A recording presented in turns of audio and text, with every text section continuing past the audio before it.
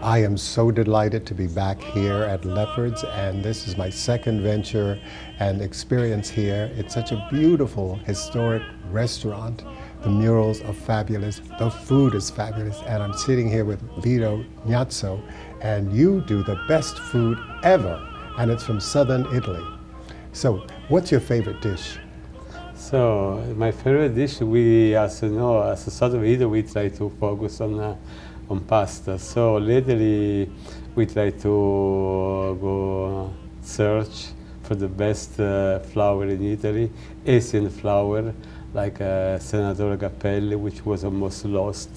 And we get back again, some farmer. And again, we try to use some Asian, again, can be buckwheat flour, which is very healthy. Leopard's has the best food from Southern Italy, and when I think of Southern Italy and I think of Italian, I think of this restaurant, Leopard's. And I'll be right back. Chasing Wild Ass. Oh, it's not what you're thinking. It's a narrative of my travel around the world. I have interspersed photos and aromatic recipes, which allows you to dream, discover, and rediscover these great destinations around the world. The title of the book came about while we were chasing jackasses in Kutch Wild Ass Sanctuary in Gujarat, India. And I thought that was a great title for the book. This is food for the soul. Not only does it allow you to dream, it's adventure, it's history, it's culinary, it's culture, with a sense of humor to spice it up. Chasing Wild Ass is a celebration of life. You have to live each day as if it's your last. Remember, my world is your world.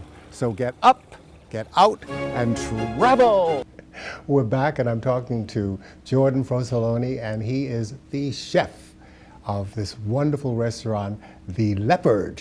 Jordan, tell me about this dish. It looks so exciting, and I understand it's a traditional dish from Southern Italy. Yes. So tell me about how you go about preparing this. So it's a typical dish of Catania in Sicily.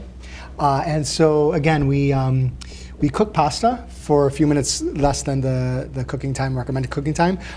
It is then finished with fried roasted eggplants, tomato sauce, and basil, and ricotta salata. So as you would any sort of typical pasta dish, everything goes into a pan and it's coated and seasoned accordingly. And then we take that filling and we put it inside of a bowl that's been encased with this sliced eggplant. So the sliced eggplant is sliced thinly and then roasted, so it becomes just a little bit more pliable. And then we layer the bowl with all of the, and shingle the eggplant all on top of it, and then put the pasta inside and then fold it over and then just bake it in the oven. And on top, do you also put the eggplant, which would be the bottom here? Yes, exactly. So it has, exactly. So for the most, pie. Exactly, precisely what it is. So for the most part, once you shingle the eggplant slices, they usually fold on top of each other. But if you need to put a few additional pieces on top to close the bottom of what will essentially be the bottom of the timbale, that's what we do. And then you flip it over, and then you have the top. So the timbale is like a pie, actually, in a sense, except it's pasta. Yeah, in a sense that is correct. That's what's so great. You're always introduced to different kinds of food, no matter where you go. And always, like, this is a tradition from the past in Italy and Sicily, and I think that I was in Sicily not too long. I didn't see the timbale. Okay. But this is great. I mean, I really love the whole idea of you being the chef here in this wonderful restaurant, which has so much history. Yeah, it's amazing. The Leopards is just an amazing place to come. And what's incredible is it doesn't have that many tables, so it's an intimate environment. Which sure I think is terrific. Yeah, and very unique to New York. I mean, there's no place like this, not only in New York, but in the world. So. Oh, absolutely. I mean, when you think of Des Artistes and the Leopards, it's just synonymous. Yes. And it's a wonderful place to come and certainly to have the great food from Southern Italy. Yes. How long have you been here? So I started just a few months ago, in the beginning of 2020. But Gianfranco and Paola and Vito and I have been talking about this project and working together for months before that. How fantastic. So it finally came to fruition at the beginning of this year. Well, that should be very exciting. And you have big crowds coming in from the theater, from Lincoln Center. Yeah, we see a lot of crowd definitely here in the neighborhood exploring all of the cultural aspects of the Upper West Side of New York. Well, this is a cultural experience, just looking at the murals, Indeed. you know, which go back to the 20s, I 20s, think. yeah. Jordan, how would you serve the timbales? So we're approaching it in more of a family style manner. So this will probably be a dish that's offered for the table. And so you'll receive the entire timbalo, and we'll take the timbalo and we'll cut it into the appropriate size portion. That's very large. Yes. But it's probably deceptively large, but this is probably, like a half order of a pasta that we serve here at the Leopard. So we'll finish it with some additional tomato sauce. Finally, with additional grated ricotta salata. There you are, my friend. Oh my God. Jordan, tell me about the new menu that you have. So in this next few weeks, primarily focusing on the spring, so probably the third week of March or so, we'll start to release our new menu that's focusing not only on spring and the season that kind of dictates how what food we're going to be preparing, but then also to a certain extent kind of revitalize and kind of renew and refresh the food that has been at the Leopard up until this point. A modern approach, but with very, very, very strict appreciation for tradition and for the culture and the history, and really try to embody the spirit of the Italian cooking. And you do seasonal dishes, so therefore each season you have the menu changes? Yeah, I would say that the menu will change. Not a major overhaul every season, but within the year, a few times a year, certain products are no longer available. So at that point, it'll dictate to us that we can't have that on the menu. So that's where we'll decide, and when we decide to start to make some changes. In Italy, if the product is in the best or coming as from a local source or really part of the landscape, then it doesn't really make sense. So again, going back to the tradition and appreciation for that sort of approach to cooking is what this menu will definitely be about, and finding the best ingredients that we can, not only from Italy and cultivating relationships with farmers from Italy and artisanal producers from Italy, but also with those same sort of that same sort of approach to working with local farmers here in New York or Pennsylvania, anywhere in the Northeast. It's all local. Yeah, we try to. I mean, there's obviously certain things that at certain times of the year you'll never be able to get locally because we're in New York and the growing season in the Northeast. Absolutely. It is what it is. What about customers' favorites? Like if you find that something is going very, very well, everybody. I think you got to keep with it. Yeah, yeah, I mean, this is. I don't want to say this is the relationship with the guest and a restaurant and a business. We're here to be hospitable and try to accommodate to the best of our abilities. Absolutely, absolutely. That's what we'll do. Well, I think it's fantastic. Thank you. Look forward for you guys eating all this food. I can't wait. Now talk about some of the other dishes, by the way. The salad, as a matter of fact. So we're working on a spring salad with, spring we'll start to see a lot more lettuces. So a very simple spring salad with some share cheese from Piemonte and some prosciutto from Parma. And it's just a very simple, light red wine vinegar dressing. So really, again, highlighting the ingredients. And finding what kind the best of lettuce vinegars. do you use, by the way? So we're using some chicories at the moment. We're using some baby romaine and some Lola Rosa and some baby kale and some arugula. So all of those lettuces are what are currently available. So we'll, again, once some chicories will go away because the season for them, and then we'll just replace that with other ingredient lettuces that are available. We're working on a gnocchi alla romana dish, which is one of my favorite dishes in all of Italian cuisine. It's a baked semolina pasta. So we cook the semolina flour in some milk and some cream and a couple eggs and pecorino cheese. And it's baked and it's super simple. It's just a few ingredients and it's extraordinarily delicious. And as Gianfranco would say, it's delicious. Yes, and simple, which is the most important part. Well, that's what I find with Italian food in general. It's all very simple. Precisely. And it's traditional. Yes. And that's what really makes, when you find the formula, you just stick with it. Yeah, as long as and just that's the best part about cooking Italian food, because once you start to deviate from that formula, you know that you're going down the wrong path. So it's the perfect nucleus to always come back to, is simplicity and not overthought. And it's not American Italian, it's really Italian. Yeah, I mean, the restaurant group in Gianfranco have really brought an authentic Italian experience that is very unique to New York. So I'm proud to be part of it. That is so fantastic. Thank you so much. Thank you. And we'll be right back. Jon Haggins' The Globetrotter is like no other travel book in the world. When I think of travel, I think of friends from around the world. I've traveled to Malaysia, Thailand, India, everywhere. You're going to absolutely love the book. And the recipes, you will whet your appetite with these incredible aromatic recipes. Remember, my world is your world. So get up, get out, and travel. We're back, and I'm sitting here with Noelle Carroll, and she is a fantastic friend that I've learned from the last, number of years now. And you know what I think is fantastic is you have great properties all over the world, and you know how to get out and promote them. You bring the best in, well, the properties are great anyway, but you even make them more luxurious and more marvelous. So talk about some of the properties that you have. Some of the hotels I represent, the first one is the Grand Hotel Villa Cervellone, which will be opening on April the 1st for the season. And they'll be opening with two specials, one for Easter and one for gourmet. And the prices start at about 1,400 euro. And those are for 2 nights, including breakfast and a 7-course meal at the Michelin-starred Mistral restaurant. Oh my God, that's so fantastic. And one other is called Magic on the Lake, and that's for 3 nights, and that consumes basically the highlights of the area. All the hotels I work with are independently owned. The Villa Cervellone has been with the same family for over 100 years. The other 2 properties I represent are smaller, much smaller. Villa Cervellone has 95 rooms, and the 2 smaller properties are both in Mexico. Casa Natalia is in San Jose del Cabo. It's been open since 1999, has 18 rooms, and 39 palm trees in the center are surrounding the pool with 2 small restaurants.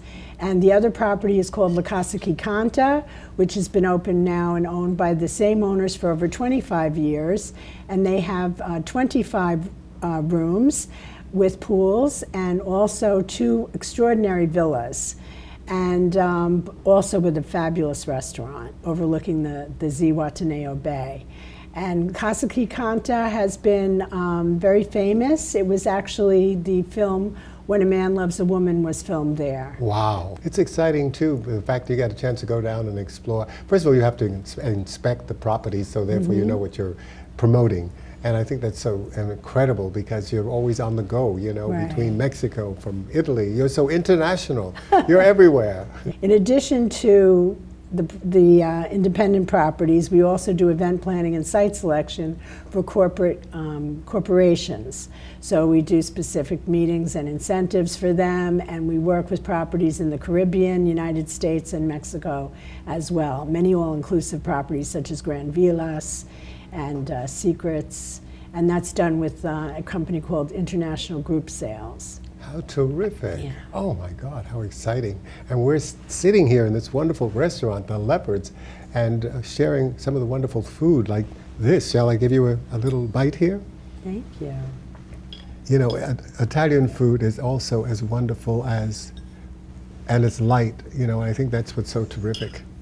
Don't you think? Yes. Always giving us a taste of Italy. Yes. Can I have your plate? There you go. Which is such a popular destination. Oh, it's unbelievable. What's so good is the food is so fabulous there. But then in Mexico, the food is fantastic. So no matter where you go. These restaurants in both of the independent properties, the one in San Jose del Cabo as well as the one in Zihuatanejo, they specialize in very delicate and fresh food, which has an Asian, Mexican, and French touch. Really? So they're both very well known and very popular. But no Mexican? With guests. That's really odd. And some Mexican as well, of Ah. course. The restaurants in both La Casa Quicanta and Casa Natalia are Mexican restaurants, but with fresh specialties that include an Asian and French touch as well. Fantastic. So you get not only to eat, but you get to experience and go to the beach and the whole thing, have the whole total experience, which is fantastic. Very spoiled. Yeah. You know what I loved was when we were in Bellagio, and we went out on the boat, and we went down to Farena, and we went down to all these wonderful places. That's included in the Magic in the Lake package. That is so fantastic. Yeah. And then you see George Clooney's home, and the guy from Virgin, his home, which I think is nicer than George Clooney's. But it's like all this great adventure, and the island where they, you know, Gondola de Isola. yeah, where they've been doing the same menu forever and ever and ever. And it's an amazing experience, just going and having this on this wooden boat that just goes up and down the river. It's fantastic. What are you looking forward to? Well, we work very closely. I always look forward to the season in the various properties. And what's nice is the hotels we represent in Mexico, when their high season ends, the high season begins in Europe. So we're always working with the same type of clients, and we're always working closely with them to make sure that their stays go seamlessly, whether they're direct clients or whether they've booked through a travel agent. And even if it's an event, which has been planned some years before, we're always working very closely and intimately with whoever made the booking and the clients that are expected to arrive. And to make sure So that we try to make sure that everything goes seamlessly, not only with the hotel, but with the clients. And then we follow up when they come back. Makes sense. Well, you're doing a great job. Thank you. Because you've been working with them for years, so Yeah. apparently they like what you're doing. Thank you. And you're producing great things for them. Yeah. And We everybody's try. coming. And everybody's coming. Everybody's rushing through the door. That's It's fantastic. wonderful to see you today. Nice to and see you too. so nice to eat at this lovely restaurant, the Leopard, in New Yes. York City. Yeah. So, It thank has you. its history and it has its glamour. It's wonderful. And Des Artistes Hotel. Yes, very much so. I'm back with Gianfranco, and he is an incredible host and a good friend that I've known for a while. And this is the second time that we're at the Leopard. And you know, I love these murals. Tell me the story of the murals. Well, those murals, they were made in the beginning of the last century, from 1904 to 1914, by Chandler Christie. This building was the Hotel des Artistes, was a hotel for artists. They used to have the rooms upstairs, and here was the canteen. They used to do the shopping, come here, cook, and then bring upstairs. So in the 20s, in the 10s really, they changed and they sold the apartments, so became a residence building. And the guy who took over this place and made the restaurant, the first Café des Artistes, asked the artist to paint something on the wall. And Chandler Christie, that was the most acclaimed artist at the time, took over and painted all these beautiful naked nymph all around. And the story say that he did that to have little food and little money so he can survive. So it took about 10 years to make that. Also, the history say that when they open up, the ladies, they used to come here, start to complain because they say that the husband or the boyfriend used to look more at the painting or the murals than to them. And there are history that they had to hang tablecloth on top to cover those naked bodies. Oh my God. Yeah. Another funny story is that when we opened up about 9 years ago, I had a reservation from a lady that was 102 years old. So we prepared a special cake, and I want to give the first table by the door because I thought 102 years, probably she doesn't want to walk, or she can walk, whatever. When she came under the arm of a gentleman, she said, no, I want that table. And she showed me a table in a corner. So, of course, we sit her there. We prepare a special cake with 102 candles, etc. We came everybody outside to sing, even the chef. Then suddenly the gentleman said, do you see that paint, the lady in the corner there? Yes, it's my mother. Was the lady 102 years old sitting there. Oh my God. Yeah, was my God. really incredible. Yeah. Oh. And also this place has got so much history. Everybody passed by here. Churchill, the King of Spain. We had the 65th birthday for Clinton, you know, and so forth. Really has an incredible story, this restaurant. It is an incredible place. You know, whenever Yeah. I mention Des Artistes, the leopards, everyone gets very excited because they remember the name, you know, and I think that's, you know, it's history. And it's, you know, what's interesting too is that you're in the Lincoln Center area, so you have a lot of people coming in from the opera and so forth. I think the thing is, younger people need to know about the restaurant because it really has not only the history but great food. My Yes. God, incredible food from Southern Italy, and it's a theme. You know, when you do your restaurants, you come up with a theme, so therefore you have things that you're offering from Southern Italy, which I think is fantastic. You're sticking to the authentic quality and food from Southern Italy. Yes, as we said before, our innovation is doing a step back.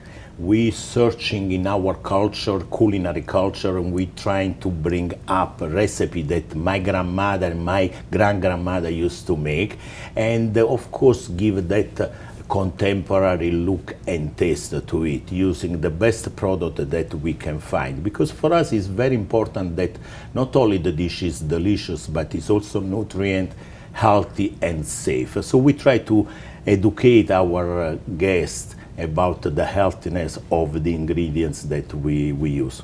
And the good thing is that everything is very fresh and it's local, Correct. except the things that you have to get from Italy because you don't have them here, you know. Yes, correct. The great thing about your cuisine is the authenticity of it because it's very, well, Southern Italy, you know, and you know what I love about my trip to Southern for Sicily and Puglia is the fact that everything was amazing in terms of the food, and had some and great wines, by the way. Let's toast to that. Chin chin to you. You got to have great wine with great food, and you do pairings, which I think is fantastic. Correct, yes. As you know, we spend lots of time and effort and energy to try to find the right products. As we said before, we try to find the local farms and we visit them and we work with them. But for some product, we still prefer to buy from Italy, like the mozzarella, the olive oil. You know, the olive oil was a token, a currency for the Romans. You know, so you know we have such a culture, passion for olive oil. My wife would say that if it wasn't so expensive, she could have a bath in the olive oil. You know? And Then she'd slip out of the house. And so it's still important that we get the best product. Also in Italy, we know the producer one by one. We know what they do, how they do, and we do believe that each producer has a story to tell us. I find out that the American guests, they like to know about the history behind the product, the wine, etc. If I tell them that that wine comes from the prince in Lange, that the father was dead because they killed him, the revolution, and that they are amazed about that. You know, if I tell them that is the pH is 8.2 and the acidity is 6, they don't care. You know, they want to know the history and the passion behind that. You know? Passion is so important. Oh yes. And Italy has, you know, what I love also about Italy is it's a family, a lot of family businesses, and I think that's important because that's the thing we don't have here. People are just not interested. The younger people don't want to do what their parents did. They want to move on to something else. But there's a culture. It's a whole other wonderful thing, and getting the whole unit together, which is fantastic. Yeah, the sense of family is still very, very strong in Italy. When I go back to Italy, I see my family that the kids, they go to school, 1 o'clock they get home, everybody sit for lunch, then they go back to school or wherever they go. 9 o'clock everybody sits for dinner, and then they can do whatever they want. But those 2 moments are for the family. Everybody together, everybody saying what they did the day, what they're going to do the next day. Usually at lunch you talk what you're eating for dinner, at dinner what you're going to eat next day for lunch. And but it's a moment that you dedicate to the family. You know, I think that's one of the most important things that we miss here, of not having, you know, the family, the lineage, you know, in terms of family getting together and being together. I think it's really amazing. I think that's one of the things we really miss here. Yes. And we have to think in terms of Italy as being not only a cultural experience, but a very humane experience. And with its history and its culture and its food. And of course, you bring in some of the best. And how often do you go to Italy? Before I used to go more often, 3, 4 times, 5 times a year. And now I go once or twice a year. And I divide my time between my family that still live in Naples and between with the providers, the producers. So we go and see them. And we try to discover always something new. Or better, more than new, something that we don't have yet here. I do some samples like the puntarella, the chicory salad that 10 years ago nobody knew about that. You know, we finally convinced somebody to bring it over like 5, 6 years ago, and now is a market for that chicory. Actually, they even doing in California, they're trying to produce in California the wild chicory, the puntarella. And like the burrata, the bottarga from Sardinia, the anduia from Calabria, you know, all these items that here are not popular yet, you know, and we bring it over. We convince our importer and distributor to get these items. Of course, you know, they look more at the business side, in the meaning say, oh, but there is no market for that, you know, we're going to lose money. You're making a market for it. Exactly, you know, bring it over, let's promote it, and you're going to sell it because they are incredible products. Oh, yeah. Unbelievable. I think the freshness of the food is so amazing. Yeah. Your chef prepared some incredible dishes that I've never seen before. And I am just so impressed with your new chef. Congratulations. Thank you very much. And this is going to be a big success here. You know, we're gonna get everybody in here and tasting the great food, and also your personality, which is fantastic. You're very kind. Looking forward to see.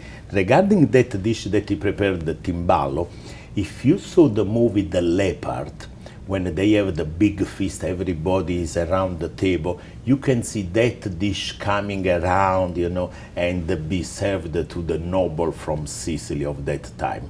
It's a really interesting dish, you know, that, as I said before, we went in our roots, in our culture, culinary culture, and we bring up these dishes. Of course, there is always a twist, you know, better ingredients, better cooking techniques, make it lighter possibly, but the taste, the flavor has to be that one. Absolutely. Yeah.